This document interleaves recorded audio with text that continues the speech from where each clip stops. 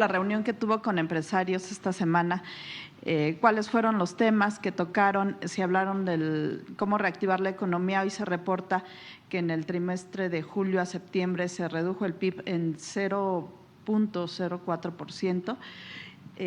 Preguntarles qué reporte tiene, si se detuvo ya el crecimiento económico después de la pandemia.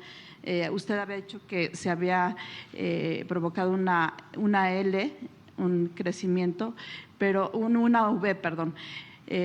¿Ya se reactivó el crecimiento económico o se detuvo en este tercer trimestre del año?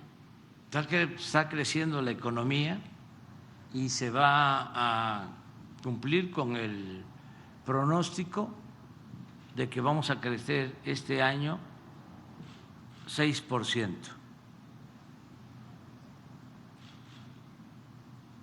Y sí fue una V, y hay varios indicadores. Yo creo que el mejor indicador es el de la creación de empleos formales.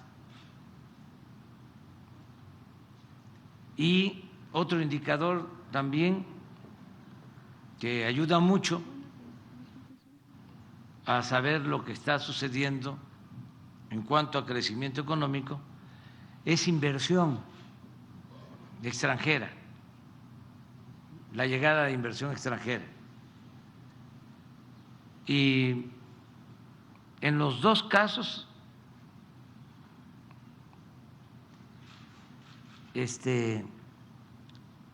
lo voy a decir también, nada más que no se enojen mis adversarios, los conservadores, hay récord.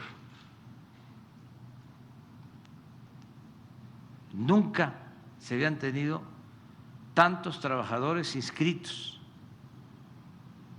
al Seguro Social, nunca, como ahora.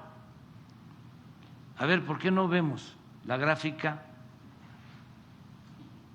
de el número de trabajadores inscritos al Seguro Social?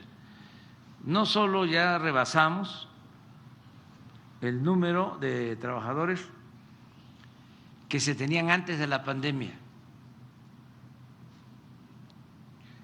sino que ya estamos por llegar a 21 millones de trabajadores inscritos en el Seguro Social. Por eso hablo de la V.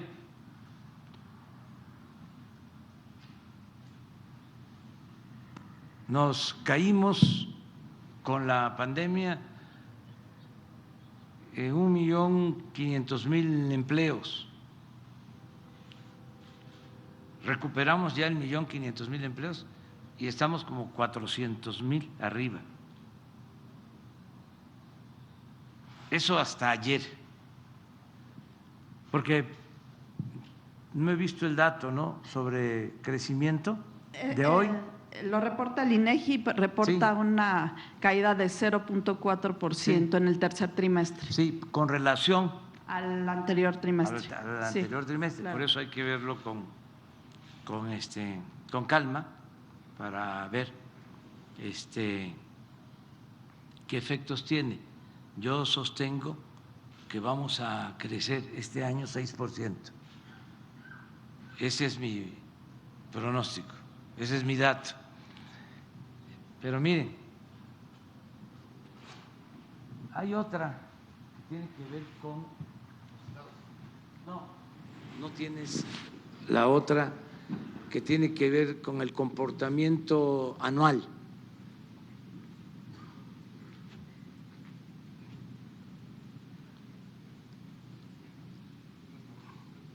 Esto es lo que llevamos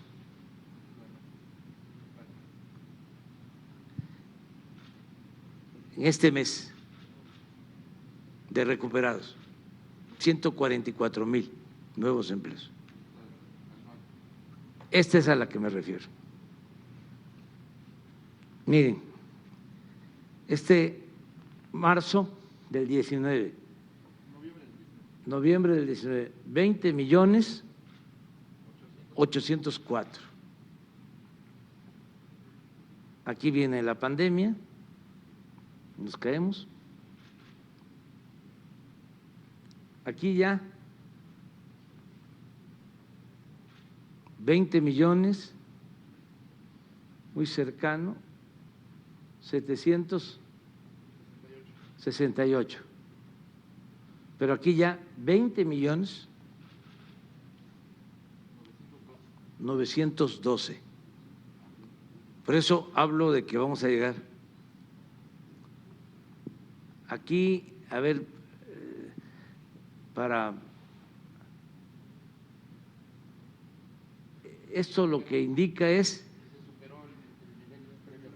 se superó el nivel previo a la pandemia con esto,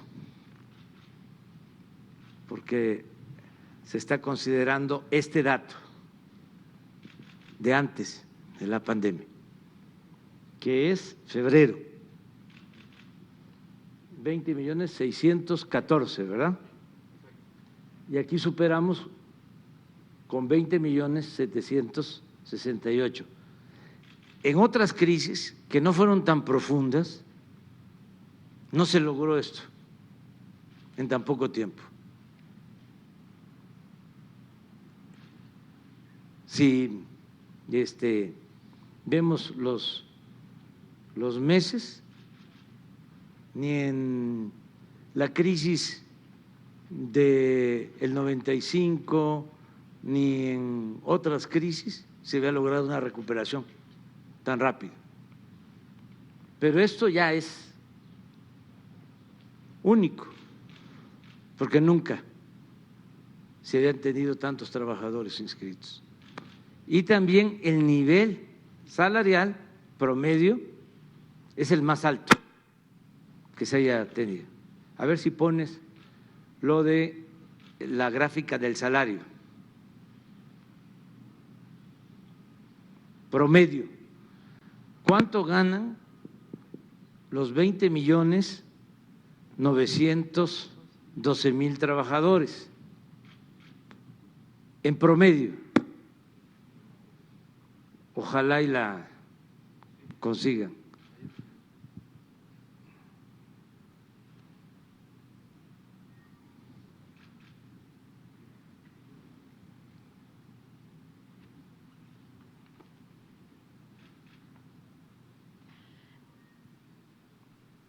Estamos tardando, pero es importante porque nos bombardean mucho. ¿Lo trató este tema con los empresarios? Sí, ¿Qué temas sí. abordó la reforma eléctrica? Sí, les entregué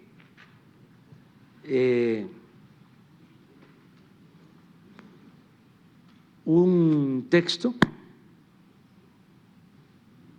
con los datos. ¿Cómo estamos? Sí, pero no solo el trabajo, sino inflación, es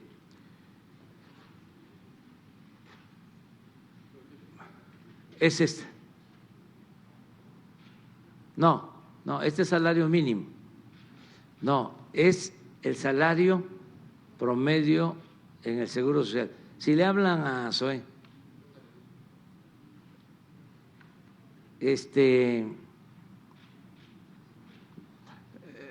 el incremento en bolsa de valores en el tiempo que llevamos, el incremento del salario mínimo, no tienen inversión extranjera. A lo mejor Carlos nos puede ayudar, porque también eso es único. El año mayor de inversión extranjera, pues se dio, creo que en el gobierno del presidente Peña, que fue cuando se vendió la Modelo. Entonces fue un año atípico, pero los otros 2 años de mayor inversión extranjera fueron el 19 y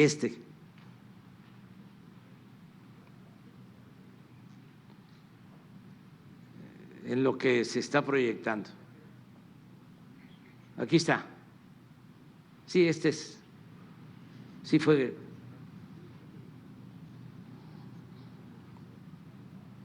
Es el 13. Pero miren, 19, inversión extranjera, y lo que llevamos hasta ahora. O sea, va a ser récord. Entonces, por eso lo del crecimiento, pues todo esto lo tratamos con los empresarios y hablamos de todos los temas. Y yo tengo que, aquí está el salario promedio, 13,140 pesos, salario promedio mensual de los cerca de 21 millones de trabajadores inscritos en el Seguro Social. Esto también, si lo ven, ha ido hacia arriba. Pues por eso es que está contento el pueblo. Está enojada Denise y los del Reforma y Salinas, etcétera, etcétera, etcétera. Pero la gente está contenta. Les voy a poner, porque no hay que perder el sentido del humor, les voy a poner un Twitter de Denise, búsquenlo, que con mi acuerdo de que se le dieran facilidades a las empresas y a las instituciones que están construyendo las obras más importantes del gobierno, ella sostiene que di un golpe de Estado. Ya no soy Andrés Manuel, sino soy Augusto.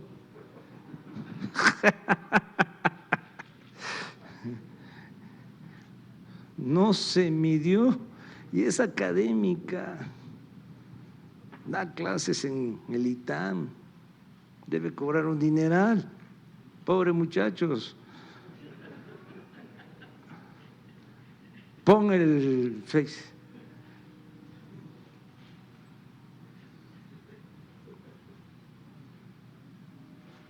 No es para tanto.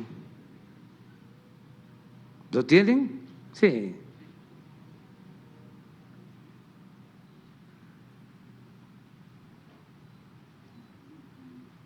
Es Denise Dresser, porque la otra es Denise Merck. Es la que escribe en el Reforma. Ahí hay puros escritores así, la mayoría conservadores, pero además muy primarios, con todo respeto, muy elementales, muy deshonestos intelectualmente hablando. Miren esto, miren lo que puso.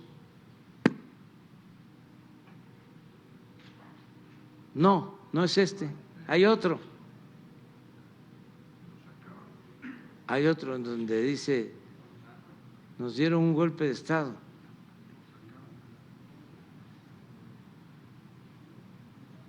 O lo vi mal.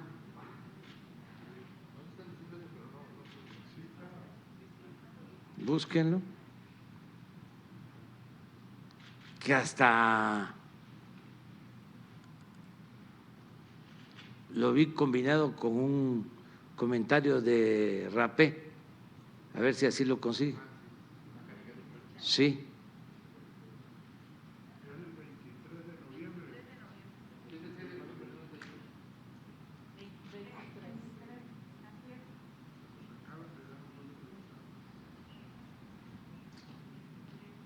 Vamos a avisarle a la gente porque a lo mejor no se enteró.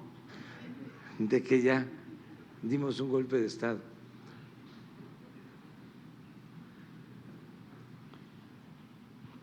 Justo del acuerdo, presidente, ¿usted daría la instrucción a las secretarías para que no nieguen la información argumentando motivos de seguridad nacional, que es uno de los puntos?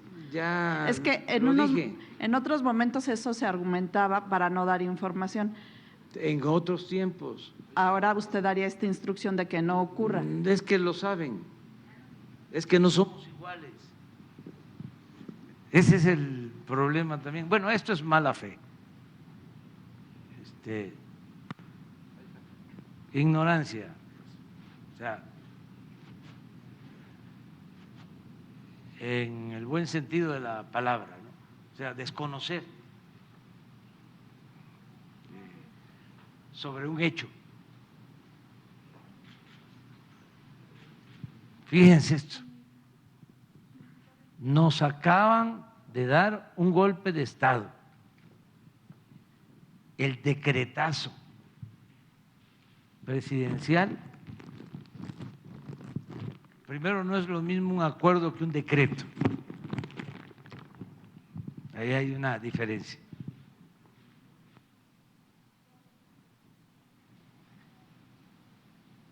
Le vamos a pedir aquí a Adán que nos explique el alcance de un decreto y de un acuerdo. Pero vamos a terminarlo de leer. El decretazo presidencial implica rendición del poder civil ante el poder militar. O sea, abdiqué, entregué el mando civil a las Fuerzas Armadas. Es un golpe de Estado para proteger o perpetuar su visión. AMLO institucionaliza cogobierno.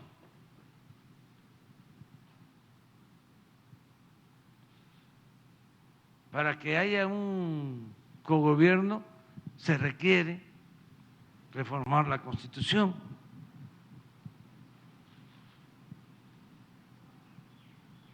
Un cogobierno con las Fuerzas Armadas.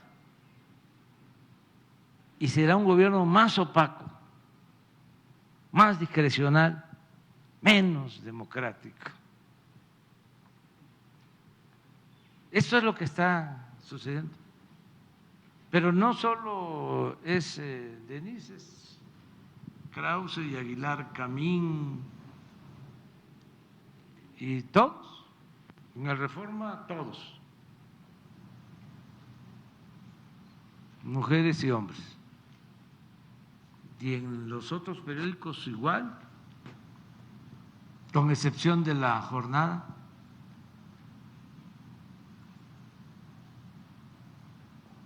¿Qué otra excepción? Algunos articulistas del Milenio.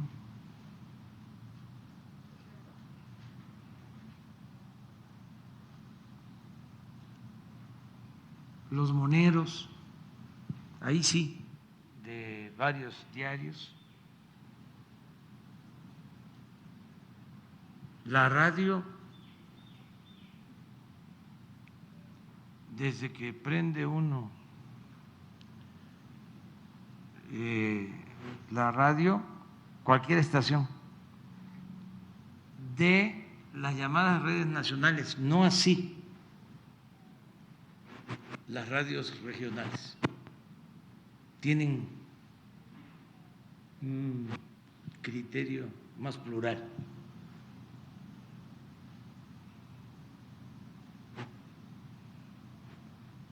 Las televisiones también no están tan tendenciosas.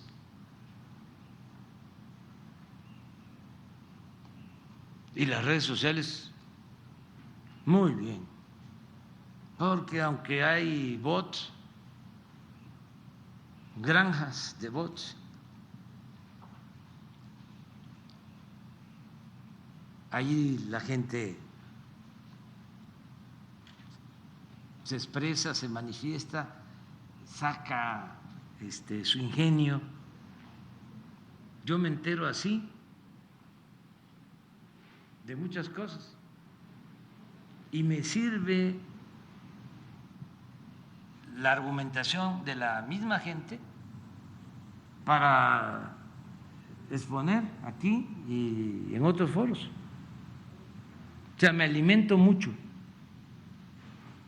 de la inteligencia de los ciudadanos, que no son especialistas, no son periodistas, no son académicos, no son intelectuales, ciudadanos, mujeres y hombres, pero con un ingenio extraordinario, con mucha sabiduría. Entonces, así estamos. La reunión con los empresarios, muy bien. Es que es cosa de preguntarles a todos, como lo hizo el de JP Morgan, el banquero, vino aquí y se reunieron los mismos, Claudio,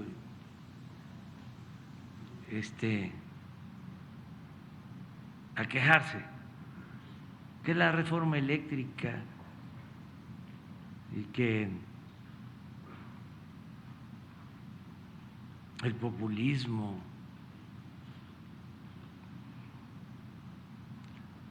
el autoritarismo,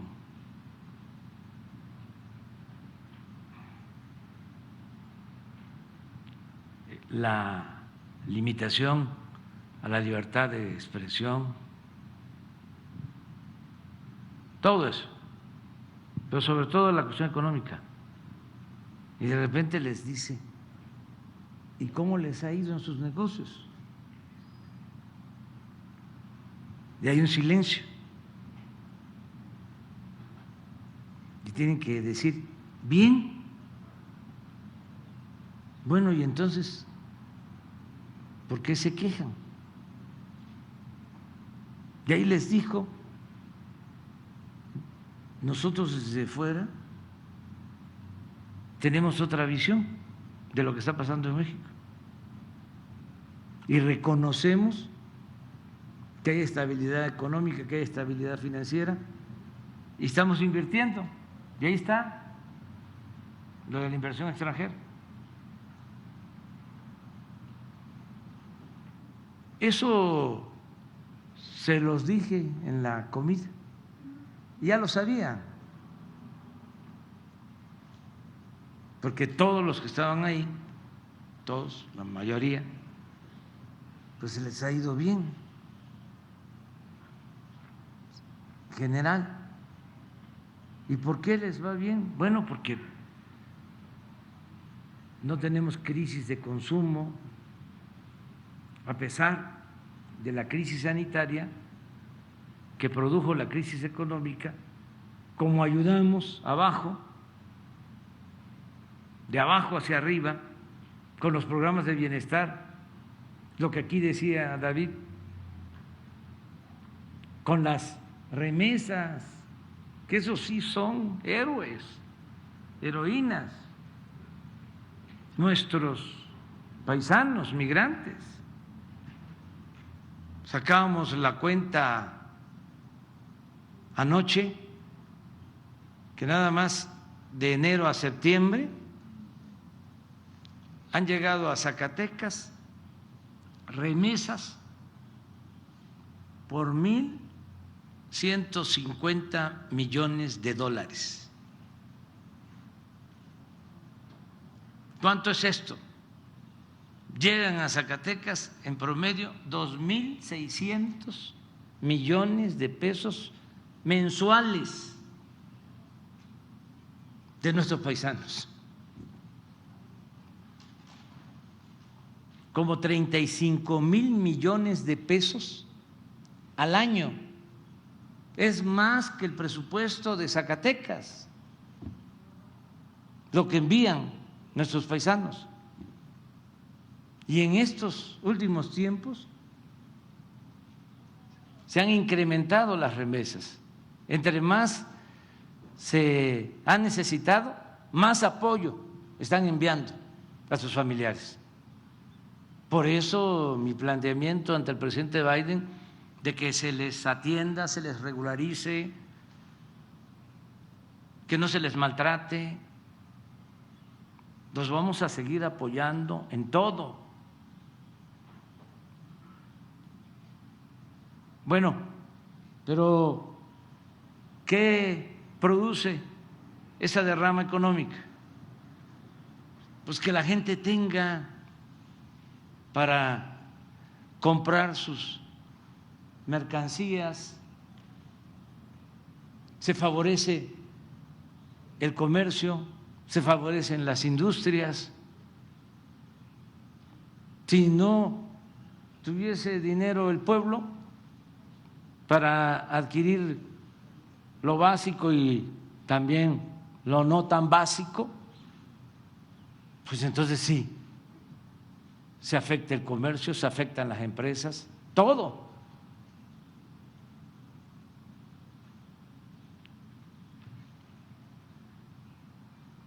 Esto lo saben muy bien los empresarios, los más inteligentes, los menos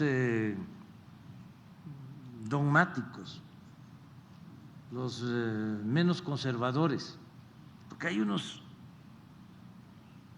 que no entienden razones,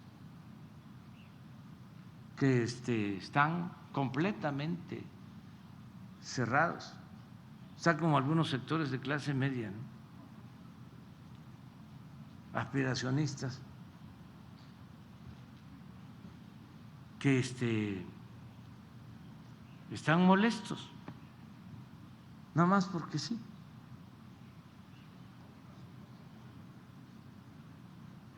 Porque no les ha aumentado el precio de las gasolinas, no les aumenta el precio de la luz.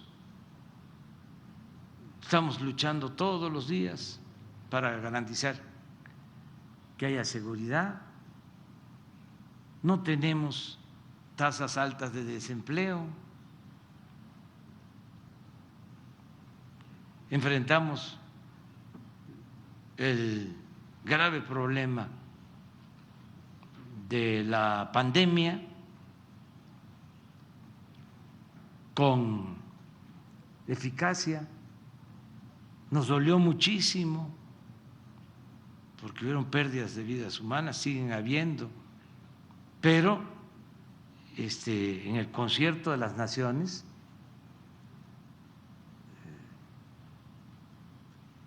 nuestros resultados son mejores. Claro, no se puede comparar esto porque es muy delicado, pero tenemos menos fallecidos de acuerdo a nuestra población que en Estados Unidos, que en Brasil, que en Argentina, que en Colombia, que en Perú. Pero eso no se dice y tuvo que ver, pues, desde luego, con la gente, que a nosotros nos ayuda mucho, a los mexicanos, el que tenemos una institución fundamental. Esa institución es la familia. La familia en México es la principal institución de seguridad social. Eso es algo extraordinario, único. Por eso hay que evitar la desintegración de las familias. ¿Cómo cuidamos nosotros a nuestros adultos mayores? Con todo respeto, no los cuidan igual en otras partes. En otros países están llenos los asilos,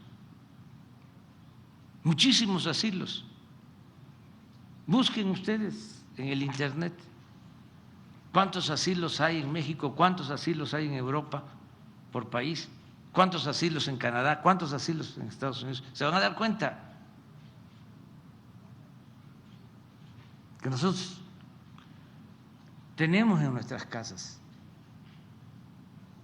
a los adultos mayores. Y eso es protección. Eso tiene que ver con costumbres, con tradiciones, con cultura, con la fraternidad que hay en las familias mexicanas. Nos ayudó mucho el pueblo,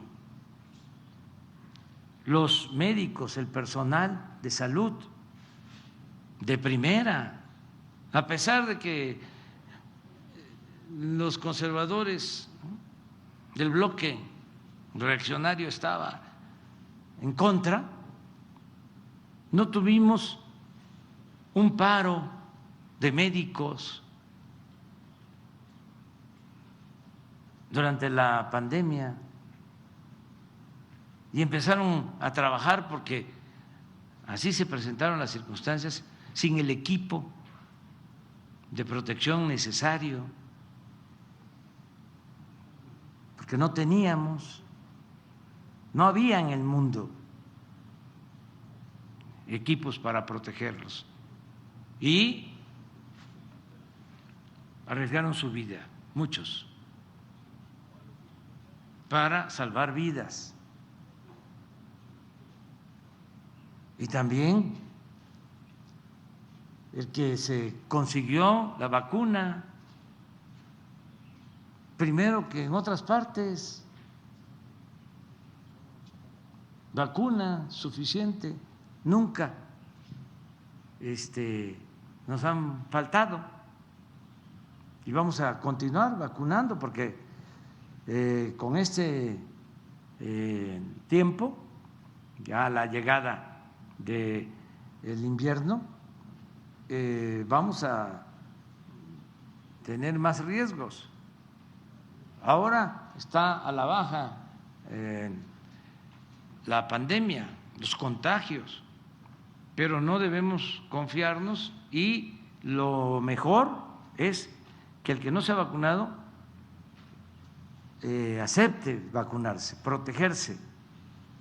Y no es obligatorio, no es por la fuerza, es voluntario, pero tenemos que seguir vacunando.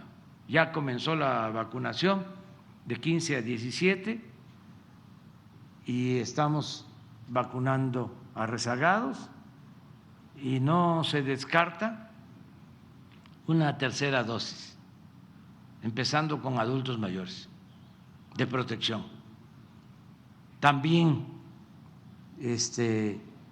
no nos faltaron las camas, no nos faltaron los ventiladores, no se dejó de atender a la gente, nadie se quedó sin una cama, sin un ventilador, sin un médico, sin un especialista. Entonces, todo eso ayudó mucho. Y están conscientes los empresarios con los que me reuní del avance y ayuda para escucharlos, sus planteamientos, sus preocupaciones.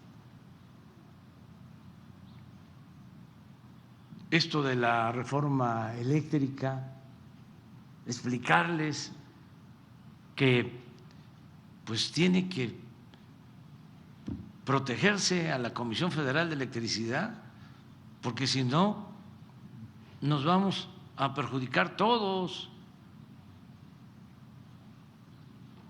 Gracias a la Comisión Federal de Electricidad, en la crisis del invierno pasado, salimos adelante en una semana.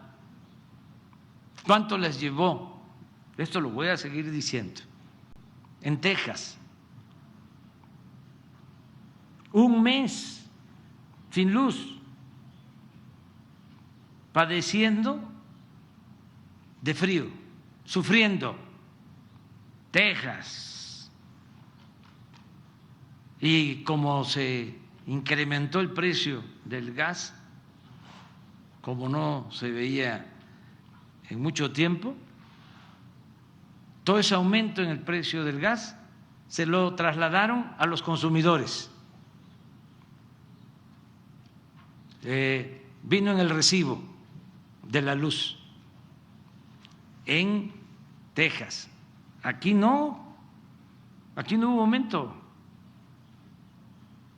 Entonces, ¿por qué? Porque la Comisión Federal de Electricidad no tiene fines de lucro. Una empresa particular, nacional o extranjera, pues va por la ganancia, no les importa el pueblo. Si lo que estamos haciendo es concientizando a empresarios para que tengan una dimensión social, una dimensión cívica y que hagan negocios con utilidades razonables, que no atraquen, que no roben. En sentido estricto, los que actúan así ni siquiera son empresarios, son traficantes de influencia.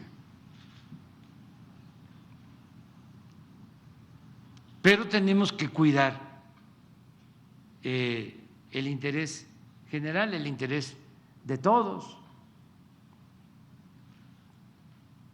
Nada más les hablaba yo a los empresarios, y aquí lo he dicho, del ejemplo de cómo se atrevieron a comprar gas a empresas que no necesitábamos. Tenemos un excedente de gas natural del 40%, y en los contratos que firmaron se tiene que pagar el gas aunque no lo utilicemos. ¿Qué? ¿No se pusieron a pensar de que se iba a afectar la hacienda pública? Pues no, ellos iban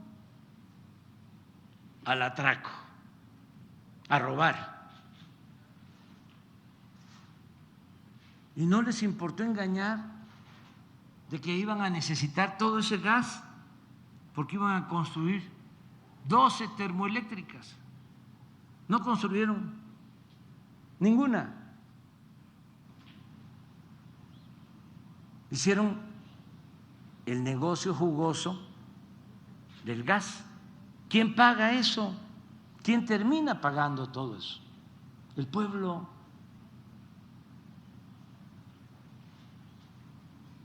Es lo mismo de lo de la luz, que dices, ¿es legal? Sí, porque cuando te permitieron recibir subsidio, tú mandabas.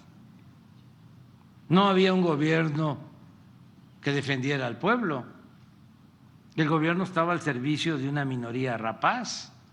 Y entonces tú hiciste las leyes a la medida de tus intereses. Tú llegabas a sobornar a diputados para que aprobaran reformas a la Constitución, a las leyes, y te tocaran a ti beneficios, subsidios, y por eso tú, empresario, potentado, con muchas influencias, pagas menos de luz que lo que paga un hogar de familia pobre o de clase media. Y entonces vienes ahora a decirme, es que yo actué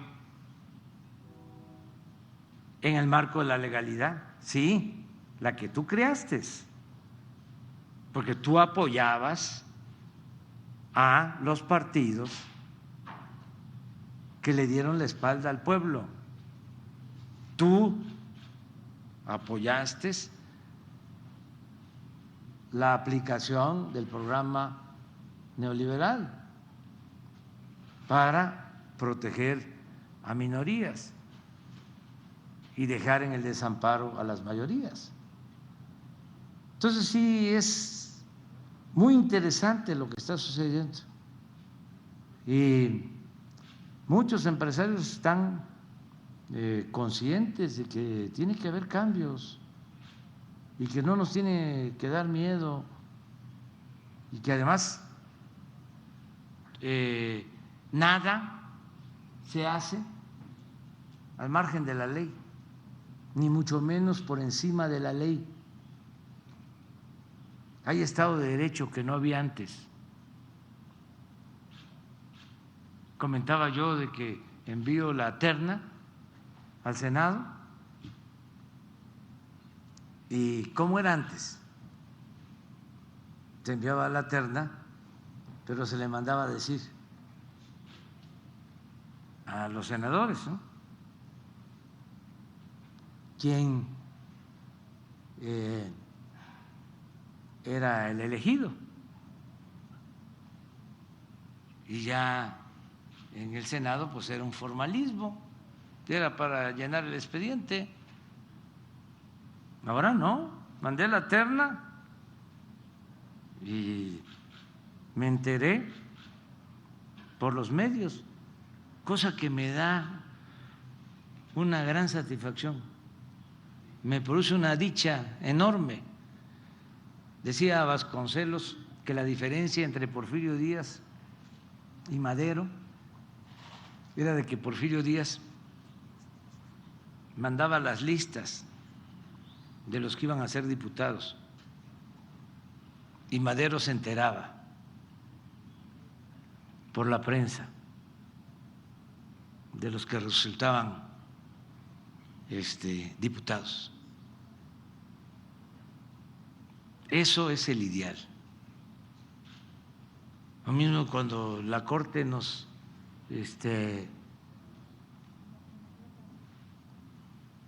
dice que los factureros no deben de ir a la cárcel o no pueden tener prisión preventiva.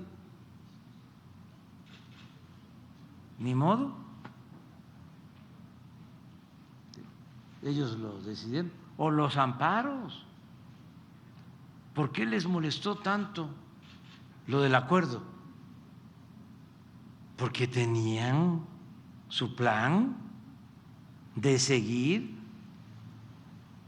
obstaculizando el avance de las obras. Y no estoy inventando nada, ni estoy hablando al tanteo.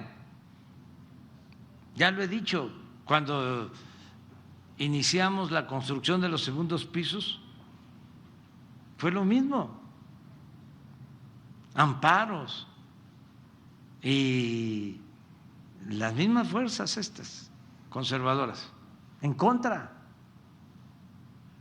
que se iban a caer, y después pues ya copiaron, nada más que cobrando,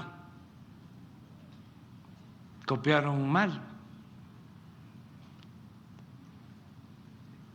En la construcción del aeropuerto, como 100 amparos de este grupo, de Claudio y de estos abogados, y los jueces dándole entrada, porque la mayoría de los jueces son muy conservadores, muy reaccionarios, además le deben el cargo, la mayoría, a los jefes conservadores. Acuérdense de que hubo una alianza de un partido y otro, que no los voy a mencionar, cuando gobernaba un partido, llegaron los del otro partido aliado, Palero, a hacerse cargo de la Procuraduría General de la República. Bueno, lo voy a decir, el gobierno de Cedillo le entregaron al partido opositor, entre comillas, la Procuraduría. Después, como fue un escándalo, ya mucho descaro, en silencio les empezaron a entregar casi todo el poder judicial a ese partido. Entonces, de ahí, jueces, magistrados, ministros, no todos, pero la mayoría. Ese poder tiene el problema de que requiere de una reforma a fondo, pero lo tienen que hacer ellos. Entonces, aun cuando sabemos de que los dados están cargados, que las cartas están marcadas, nosotros vamos a seguir actuando,